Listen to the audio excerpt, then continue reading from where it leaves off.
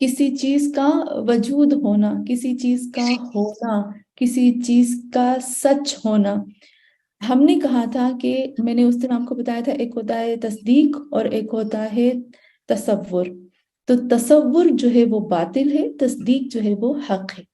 फिर मैंने आपको बताया था कुरान में कितनी दफा कुरान में इस्तेमाल हुआ है हस्ब, अयहसब, कि वो लोग गुमान करते हैं, वो लोग एहतमाल करते हैं, वो लोग सोचते हैं। और कितनी दफा हमारे पास जो लफ्ज आए हैं अलिमा, यालमून, आया है। तो ये जो अलिमा है और ये जो हसब है, हसब यानी गुमान, सोच, विचार, ये आ जाता है हमारे पास बातिल में। अलिमा एक इल्म है हमारे पास, जो प्रूफ के साथ हमारे पास आया है और जिसको कोई भी झुटला नहीं सकता, उसको कहते हैं हक। हक जो है वो एग्जिस्ट होता है। कोई चीज जो वजूद रखती है वो हक है। अगर मैं कहूं कि आपका वजूद है जमीन पर, अल्लाह ने आपको बनाकर जमीन पर भेजा, आप एग्जिस्ट होते हैं, तो आप हक हो। और हर वो चीज जो जमीन पे एग्जिस्ट होती है, मे भी हमारा भी टॉपिक थोड़ा सा मुश्किल हो, लेकिन जहां पर भी मुश्किल हो, आप म्यूट खोलकर मुझसे पूछे, मैं 10 दफा उसको बताऊंगी। फिर आती हूँ।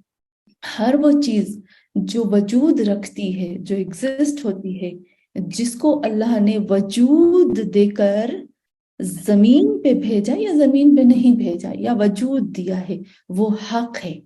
और जिसको भी अल्लाह ने वजूद दिया और फिर वजूद देकर अपनी मखलूकात में भेजा, तो जो वो जात या वो जो पर्सन, जो शख्सियत या जो मखलूक जिसके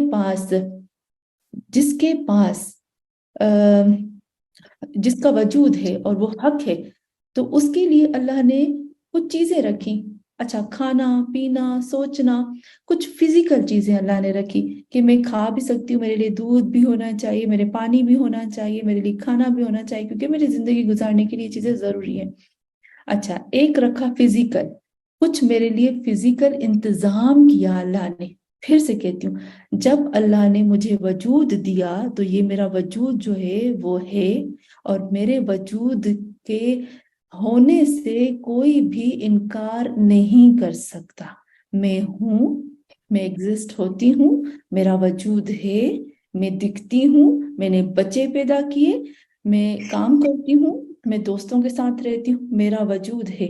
अब जब मेरा वजूद है तो मैं हक हो गई, और जब मैं हक हो गई तो मैं इस दुनिया का एक हिस्सा हो गई। जब मैं एक दुनिया का हिस्सा हो गई, मैं उस कायनात का एक पार्ट हो गई। तो जब मैं उस कायनात के पार्ट में इंटर हो गई, तो अल्लाह ने मेरे लिए, मेरे फिजिकल चीजों के लिए खाने पीने का इंतजाम किया, जो कि जरूरी है मेरे लिए।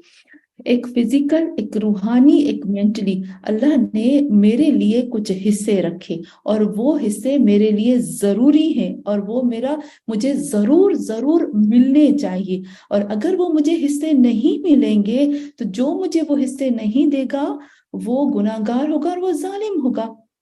और खुद मैं भी अपने उस हिस्सों को हासिल करूंगी, लेकिन उस कानून के मुताबिक जो अल्लाह ने मुझे कानून दिया। तो वो हिस्से जो मेरे बनते हैं, चाहे वो फिजिकल हो, रूहानी हो, मुझे मखलूक में अल्लाह ने सब में छोड़कर अपनी कायनात में मेरा हिस्सा रखा। वो जो मेरा हिस्सा है उसको कहते हैं हुकूक। वो मेरा हक बनता है, ये है मेरा हुकूक, क्योंकि मैं इस कायनात का एक पार्ट बन गई। जब मैं इस कायनात का हिस्सा, पार्ट बन गई, तो जब अल्लाह ने किसी के लिए पार्ट करार दिया, तो उसके लिए मेरे रब ने जब उसको हिस्सा और पार्ट करार दिया, तो उसके लिए इस कायनात में भी एक हिस्सा और उसका पार्ट रखा है, एक प्रॉपर्टी की तरह। जब मेरी औलाद होती है तो मेरी औलाद मेरी वारिस होती है, जब मैं मर जाती हूँ तो मेरी प्रॉपर्टी में से उनको हिस्सा मिलता है। सेम इसी तरीके से, क्योंकि वो हकदार है। अभी हम कहते हैं ना, वो हकदार है। तो इसी तरीके से इस कायनात में हम भी रहते हैं। तो जो भी मखलूक एग्जिस्ट होती है, जो भी मखलूक वजूद रखती है, जो भी कायनात के अंदर मखलूक आती है, वो हक है। और फिर जैसे ही वो कायनात के अंदर आती है, तो वो उस कायनात का हिस्सा बन जाती है। वो कायनात के हिस्से होने के वजह से پھر اس کے بھی کچھ حصے ہوتے ہیں جو اس کو لینے پڑتے ہیں، لوگوں کو اس کو دینے پڑتے ہیں۔ وہ جو حصہ اس کو لینا پڑتا ہے، لوگوں کو دینا پڑتا ہے، اس حصے کو کہتے ہیں حقوق، وہ ہوتا ہے حق، اور وہ ہوتا ہے ایک دوسرے کی گردن پر۔ اس کو کہتے ہیں حق اور اس کو کہتے ہیں حقوق۔ مجھے لگتا ہے کافی حد تک کلیئر ہو گیا ہوگا۔ تھوڑی سی مشکل بحث ہے میں سمجھتی ہوں، لیکن یہ ہمارے لیے واجب ہے سیکھنا۔ آج تک ہم نے یہ نہیں پڑھا ہوگا، ہمارے لیے ایک نئی بحث بھی ہے۔ تو یہ ہو گیا حقوق اور یہ ہو گیا ہمارے پاس حق۔ ابھی ہم آتے، اللہ نے ہمارے لیے کچھ واجب چیزیں لکھی ہیں۔ لائک ان دعائے عدیلہ میں نہیں سمجھی سکینہ، آپ مجھے تھوڑا سا پھر سے مجھے واٹس ایپ پہ لکھ سکتے ہیں کہ میں یہ دعائے عدیلہ نہیں سمجھی آپ کی بات؟ چلیں پھر ہم آتے ہیں اس کی طرف کہ جیسے اللہ نے حق اور حقوق اور یہ سب چیزیں رکھی ہیں تو ہمارا حصہ ہو گیا۔ اچھا، کچھ اللہ نے واجب چیزیں رکھی ہیں۔ واجب کسے کہتے ہیں؟ وجب۔ وجب کا مطلب ہوتا ہے کہ ایک کام جو ہے جس کو کرنا ہے اور ہر حال میں کرنا ہے، اگر ہم نے نہیں کیا تو اس کی سزا ہے، اس کی پنش ہے۔ ہر وہ کام جس کو ہمیں کرنا ہے اور ہم نہیں کرتے، اس کی پنش ہے، اس کی سزا ہے، اس کو کہتے ہیں واجب۔ اچھا، واجب کی دو قسمیں ہو جاتی ہیں، پھر ہم کہتے ہیں واجب کی جو ہے وہ دو قسمیں ہو گئی۔ ایک واجب ہوتا ہے جو ایک طرف ہوتا ہے، ایک واجب ہوتا ہے جو ایک طرف ہوتا ہے، میں ابھی تھوڑا سا کلیئر کر دوں گی، میں نے پہلے بھی بتایا تھا۔ اور ایک واجب ہوتا ہے جو دو طرفہ ہوتا ہے، ایک واجب ایک طرفہ ہوتا ہے، جو ایک واجب ہوتا ہے وہ ایک طرفہ ہوتا ہے۔ جو ایک طرفہ ہوتا ہے اس کو فرض کہتے ہیں۔ فار ایگزامپل، آپ کے اوپر آپ کے لیے واجب ہے کہ آپ نماز پڑھو، تو نماز کو کیا کہتے ہیں؟ فرض ہے، فریضہ۔ قرآن میں بھی کہا ہے نا، اللہ نے تمہارے اوپر نماز کو فرض کیا ہے۔ اب دیکھیے، نماز کو اللہ نے تمہارے اوپر حق قرار نہیں دیا، مزے کی بات ہے، حق نہیں کہا۔ حالانکہ واجب کی دو قسمیں ہیں، ایک حق ہے، ایک فرض ہے۔ فرض جو ہے وہ ایک طرفہ ہوتا ہے، نماز کو آپ پڑھو، نماز آپ کو نہیں پڑھے گی آپ کے، اور ہمارے اوپر فرض ہے ایک واجب، وہ واجب جو فرض ہے کہ ہم اپنے ماں باپ کا احترام کریں۔ ماں باپ کے اوپر واجب نہیں ہے کہ وہ ہمارا احترام کریں، ٹھیک ہے نا؟ تو ایک واجب جو ہے وہ فرض، اور ایک واجب ہے جو آمنے سامنے ہوتا ہے، اس کو کہتے ہیں حق۔ میں نے ابھی آپ کو بتایا کہ کائنات میں جب اللہ نے مجھے ایک حصہ، ایک پارٹ اس کائنات کا بنا کر بھیجا، تو اللہ نے میری گردن پر دوسرے، جو میرے ساتھ جو دوسرے پارٹ اور دوسرے حصے ہیں کائنات کے جتنے بھی حصے ہیں، یا میں بھی کائنات کا حصہ ہوں، ان سب حصوں کا اپنا اپنا حصہ ہے۔ تو وہ جو اپنا اپنا حصہ لیتے ہیں، جو اپنا اپنا حصہ لیتے ہیں، وہ جو اپنے حصے کو حاصل کرتے ہیں، اس حصے کے لینے کو کہتے ہیں حق۔ لیکن کیونکہ ہم ایک دوسرے کے ساتھ رہتے ہیں، تو اللہ نے کیا کہا کہ ایک دوسرے کے اوپر ظلم نہ کرو، ایک دوسرے کا حصہ چھینو مت، ایک دوسرے کا حصہ دے دو۔ تو جب ایک دوسرے کا حصہ دیتے ہیں تو آمنے سامنے ہو جاتا ہے، تو اس کو کہتے ہیں حقوق۔ تو مجھے لگتا ہے یہاں تک کلیئر ہو گیا، حق اور حقوق اچھے سے کلیئر ہو گیا ہوگا، ہے نا؟ جی ابھی جی ہم جی جی۔ اچھا، پھر جہاں پر بھی آپ کو لگے تھوڑا سا مشکل ہے، مجھے پتا ہے یہ تھوڑی سی بحث مشکل ہے، مجھے 2-3 بہنوں نے کہا تھا تھوڑا سا مشکل ہے، لیکن ہمیں پتا ہے کہ یہ مشکل ہے، لیکن یہ واجب ہے ہمارے لیے سیکھنا، مستحب نہیں ہے۔ یہ جو ہم پڑھ رہے ہیں نا، یہ مستحب، آج کا حصہ جو پڑھ رہے ہیں مستحب نہیں ہے۔ اچھا، پھر ہم آتے ہیں ابھی بہت خوبصورت ساجدہ آپا نے کہا ہمیں کیسے پتا چلے کہ حق کیا ہے، باطل کیا ہے، کیونکہ حق اور باطل مکس ہو گیا اس دنیا میں۔ وہی کہا کہ جو چیز ہے وہ حق ہے۔ ابھی ہم آتے ہیں جو حق کی قسمیں ہوتی ہیں نا، ایک تو میں حق ہوں، ہمارا وجود حق ہے، ٹھیک ہے؟ اب جو ابھی میں جو ہوں، اور میری کائنات میں جو اللہ نے میرا ایک حصہ اور پارٹ رکھا ہے، جو مجھے واجب ہے مجھے ملنا، اور کوئی شخص اس کو چھین لیتا ہے اور اس کو نہیں دیتا ہے، اور مجھے کہتا ہے یہ تمہارا نہیں میرا ہے، تو اس کو کہتے ہیں باطل۔ حق کے اپوزٹ جو ہوتا ہے وہ ہوتا ہے باطل۔ لیکن ہم کیا کریں؟ اب ہمیں کائنات میں اصل تو صرف میں تو نہیں ہوں نا وجود میں نے تو صرف آپ کو ایک ایگزامپل دیا اپنی ذات کے لیے کہ میں حق ہوں، کیونکہ صرف سمجھانے کے لیے، صرف ایک میری ذات حق نہیں ہے، کائنات میں جو سب سے پہلی ذات ہے وہ حق ہے۔ اور وہ کون سی حق ہے؟ کائنات کی سب سے پہلی اور سب سے امپورٹنٹ اور سب سے خاص اور وہی اصل میں حق ہے، باقی تو کچھ بھی نہیں ہے۔ اور وہ کون سی ذات ہے جو حق ہے؟ وہ ہے خدا، وہ ہے اللہ۔ اللہ جو ہے وہ حق ہے۔ کچھ چیزیں ایسی ہیں جس کو خداوند عالم نے حق قرار دیا ہے قرآن میں چاہتی ہوں کہ اس کو میں تھوڑا سا بیان کروں کہ کون کون سی چیزیں ہیں جو خداوند عالم نے جن کو حق قرار دیا ہے۔ چلے، کون کون سی چیزیں ہوں گی جو حق ہے، جن کو ابھی دیکھیے میں پھر سے کہتی ہوں جو حق ہے، جن کا پارٹ، جن کا حصہ ہمیں دینا ہمارے اوپر واجب ہے کہ ہم ان کے پارٹ اور ان کے حصے کو انجام دیں، ادا کریں، کھا نہ جائیں۔ اگر کھا گئے نا تو یہ ہم باطل ہو جائیں گے، اور جب باطل ہوں گے نا تو وہ نابود ہو جاتا ہے۔ چلے، سورہ حج آیت نمبر 6 میں خداوند عالم کیا کہتا ہے؟ سورہ حج آیت نمبر 6 میں اللہ کہتا ہے ذالک بأن اللہ هو الحق، سب سے پہلا حق، ذالک وہ، بأن اللہ هو الحق، بے شک وہ اللہ ہی کی ذات ہے جو حق ہے، ہو ہے۔ مزے کی بات یہاں پر یہ ہو آیا ہے۔ سائرہ ابا آپ نے دیکھا ہو آیا ہے؟ ساجدہ ابا آپ سب دیکھا؟ جی بینو جی ابا مجھے آپ بھی نظر آ رہے ہیں، لیکن مجھے بہت زیادہ لوگوں کا نام نہیں پتا چل رہا تو میں نہیں بول رہی، جو مجھے نظر آ رہے ہیں نا ان کو ہی پکڑ رہی ہوں۔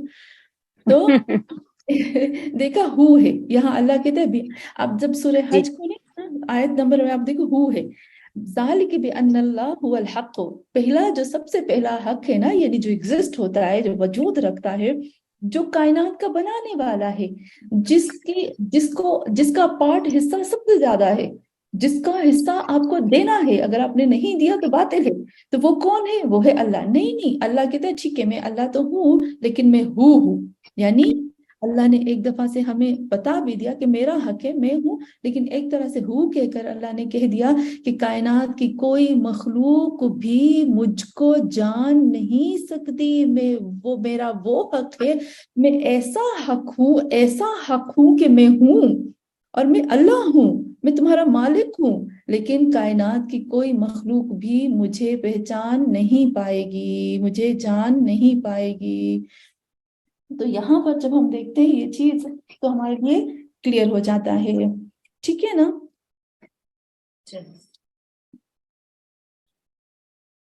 چلے اچھا، پھر اس کے بعد جب ہم آتے ہیں ایک اور آیت سورہ یونس کی آیت نمبر 32، جس میں بھی خداوند عالم کہتا ہے ذالکم اللہ ربکم الحق، وہ اللہ ہے ربکم، تمہارا رب ہے جو کہ حق ہے۔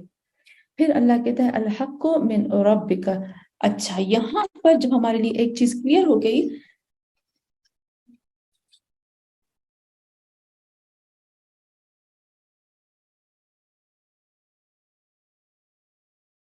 اچھا سب سے پہلے ہم نے کہا سورہ حج آیت نمبر 6 میں اللہ کہتا ہے ذالک بان اللہ هو الحق، بے شک اللہ وہ ہے جو حق ہے اور وہ ہے، ہو یعنی وہی کائنات کی کوئی مخلوق سمجھ ہی نہیں پاتی، بس اتنا سمجھ لو کہ وہ حق ہے، وہی اصل حق وہ ہے۔ پھر اس کے بعد جب ہمیں پتہ چل گیا کہ وہ حق ہے، پھر سورہ یونس آیت نمبر 32 میں بھی اللہ کہتا ہے ذالکم اللہ ربکم الحق، وہ بے شک وہ اللہ ہی ہے جو تمہارا رب ہے۔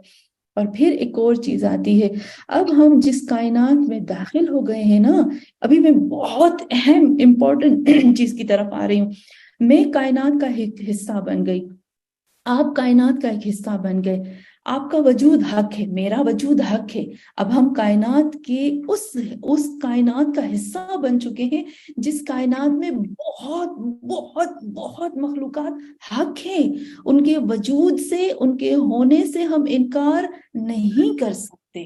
اب کیا ہو گیا؟ اب مجھے اس کائنات میں جینا ہے، رہنا ہے، کھانا ہے، پینا ہے، بچے پیدا کرنے اور بھی بہت زیادہ کام کرنے ہیں۔ اچھا، پھر مجھے اس دنیا سے جانا ہے، قبر میں جانا ہے، پھر مجھے قیامت میں اٹھنا ہے، لیکن میں یہ سب کام جو ہے نا، یہ جو مرنا ہے، اٹھنا ہے، یہ ایک ہی میں لائن میں رکھتی ہوں، کیونکہ وہ بھی میں ایک مخلوقات کے ساتھ ہوں، قبر میں بھی کچھ مخلوقات میرے ساتھ ہوں گی، قبر میں نکلنے کے بعد بھی، یعنی یہ سلسلہ بھی ختم نہیں ہونے والا، یہ تو سلسلہ جنت جہنم تک چلے گا، تو یہ ایک سلسلہ ہے جو چل رہا ہے، چلتا رہے گا، ختم نہیں ہوگا۔ اب میں ایک ایسی کائنات میں آ گئی ہوں جہاں میرا وجود حق ہے، اور بہت زیادہ ایسی مخلوق ہیں جن کا وجود حق ہے۔ اب میں ان کے ساتھ زندگی گزار رہی ہوں، تو مجھے ان کے ساتھ زندگی گزارنے کے لیے کچھ طور طریقے بھی ہونے چاہیے کہ میں ان کے ساتھ جو زندگی گزاروں، مجھے کیسے ان کے ساتھ رہنا چاہیے، کیونکہ جس اللہ نے ہم سب کو خلق کیا ہے نا، ہم سب اسی کی مخلوق ہیں، وہ ہم سے پوچھے گا، وہ اپنی مخلوقات سے بے انتہا محبت کرتا ہے، بے انتہا بے انتہا۔ وہ کہتا ہے تم جتنی بھی مخلوقات ہو نا، وہ ایک حق ہو، لیکن تم حق ٹکڑے ٹکڑے ہو، تم ایک حق ہو، تم دوسرا حق ہو، تم تیسرا حق ہو، لیکن اصل حق تو میں ہوں، اصل وجود تو میرا ہے، اصل ایگزسٹ تو میں ہوتا ہوں، اصل تو تمہیں میں نے خلق کیا ہے۔ پھر میں یہاں تھوڑی سی اور چیز میں آتی ہوں، ایک ہوتا ہے حقیقی اور ایک ہوتا ہے مجازی۔ آپ کو یاد ہے نا، ہم کہتے ہیں کیا کہتے ہیں شوہر، کیا کہتے ہیں شوہر کو، کیا کہتے ہیں یہ میرا شوہر، وہ ہے کہتے ہیں نا مزاجی خدا مزاجی خدا، حقیقی خدا اور مزاجی خدا، ہاں ہم اس پہ آتے ہیں۔ تو جب ہم کہتے ہیں یہ مزاجی خدا ہے، حقیقی خدا ہے، ٹھیک ہے، مزاجی خدا کیا مطلب ہے کہ اس خدا کے جیسا ہے، اصل میں خدا نہیں ہے، لیکن خدا کی جیسے خدا کی کوالٹیز اس کے اندر ہوتی ہیں کہ وہ بھی خدا کی طرح معاف کرتا ہے، سمجھتا ہے، رزق دیتا ہے، پیار کرتا ہے، یہ سب، لیکن اصل میں تو وہ خدا ہے۔ تو ہم حق میں بھی آتے ہیں، اصل حق تو وہ ہے، حق کے مجازی ہیں ہم، اصل حق وہ ہے۔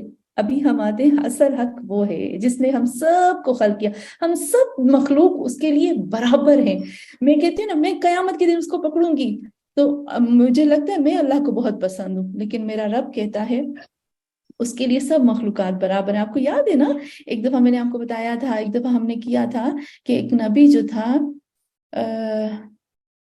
آیت کا نمبر ریپیٹ کر دیتی ہوں، ٹھیک ہے، چلیں کون سی آیت کا میں ابھی پھر سے کرتی ہوں، سورہ یونس، سورہ حج آیت نمبر 6، سورہ یونس آیت نمبر 32، سورہ بقرہ آیت نمبر 147، اوکے، سورہ نساء آیت نمبر 170۔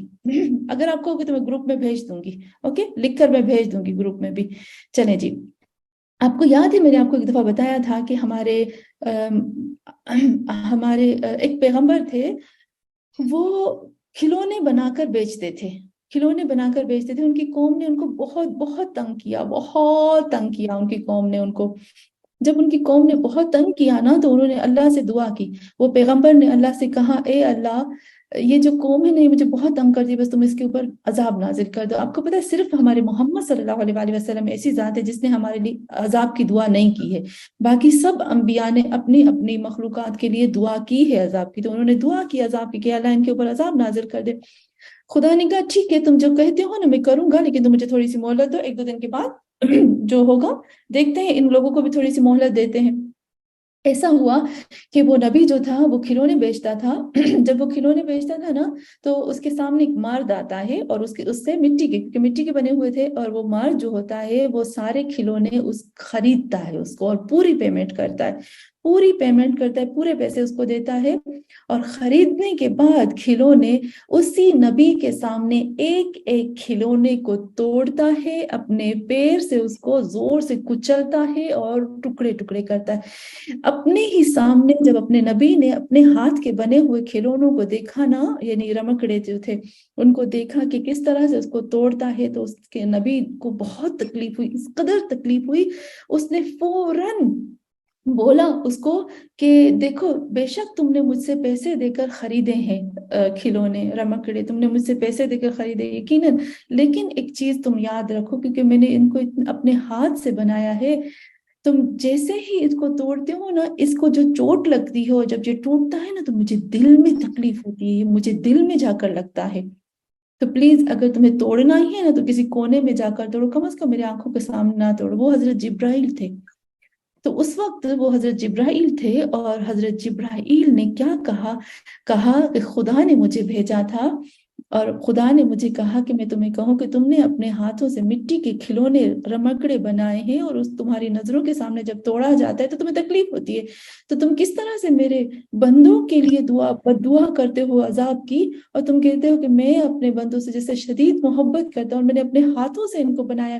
آپ کو یاد ہے نا، ہم نے وہ آیت کی تھی، فَتَبَارَكَ اللَّهُ أَحْسَنَ الْخَالِقِينَ۔ جب یہ پتا ہے مجھے اندر سے جب یہ آیت پڑھتی ہوں نا، مجھے رونا بھی آتا ہے، مجھے اتنا کچھ ہوتا ہے۔ اب دیکھو، کائنات میں اللہ نے پوری کائنات بنائی، نہ جانے کتنی مخلوقات بنائی۔ امام جعفر صادق علیہ السلام فرماتے ہیں کہ حضرت آدم سے پہلے الف آدم، یعنی ہزار ہزار آدم گزرے، ہزار ہزار مخلوقات گزری ہے۔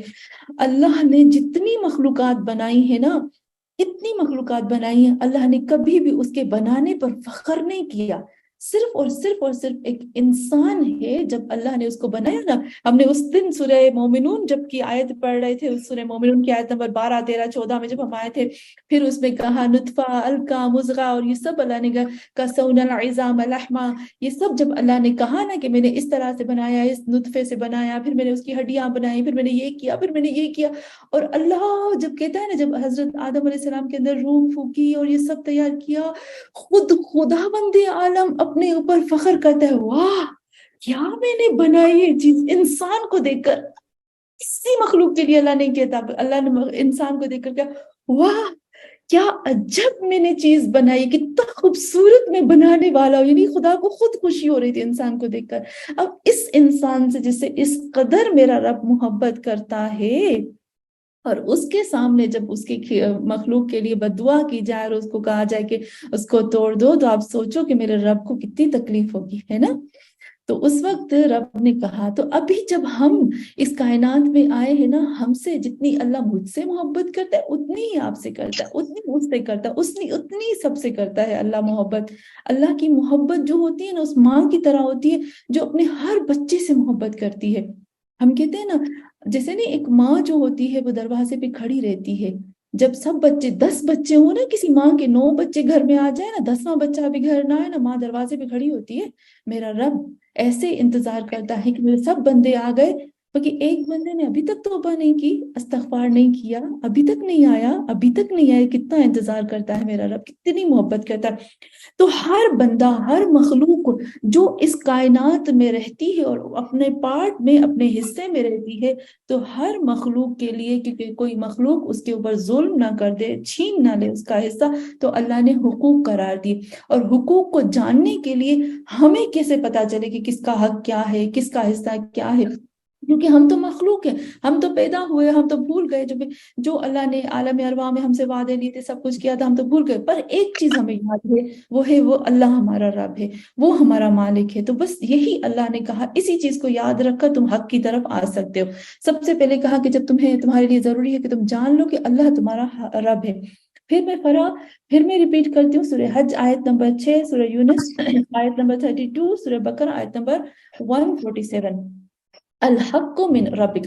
اچھا, ابھی دوسری چیز میں ہم آتے ہیں جو میں آہستہ آہستہ میں چاہتی ہوں کہ میں ساجدہ آپا کے سوال کی طرف آ جاؤں, جو کہ آج کے میرا وہی ہے کہ آج ہم لوگوں کو حق کی پہچان کیسے ہو, یہ میں کر کے پھر میں امام علی علیہ السلام کی طرف آ جاؤں گی. الحق من ربک, سب سے پہلے حق جو ہے تمہارے رب کی طرف سے ہے. تو حق جو ہے وہ تمہارے رب کی طرف سے ہے. تو یہاں جب ہم کہتے ہیں کہ حق تمہاری رب کی طرف سے ہے, تو مجھے جاننا بھی چاہیے کہ جو چیز میرے رب کی طرف سے وہ حق ہوگی. اب کون کون سی چیزیں جو ہیں وہ ہمارے پاس ہمارے رب کی طرف سے, نوٹ کرتے جائیے گا, اور پھر آپ سمجھ جائیے گا جو چیزیں ہمارے رب کی طرف سے ہیں وہ حق ہے, اور اسی کو ہمیں انجام دینا ہے. اور جس دنیا میں ہم رہ رہے ہیں یہ بہت ڈینجرس دنیا ہے. جب تک ہم نے سچ اور حق اور حقیقت کو نہیں پہچانیں گے, ہم باطل کے پیچھے خدا نہ خواستہ چلے جائیں گے. اور اس سے پہلے کہ ہم امام کے ساتھ جڑ جائیں, خدا نہ خواستہ ہم امام کے دشمن نہ بن جائیں, ابن ملجم کی طرح. چلے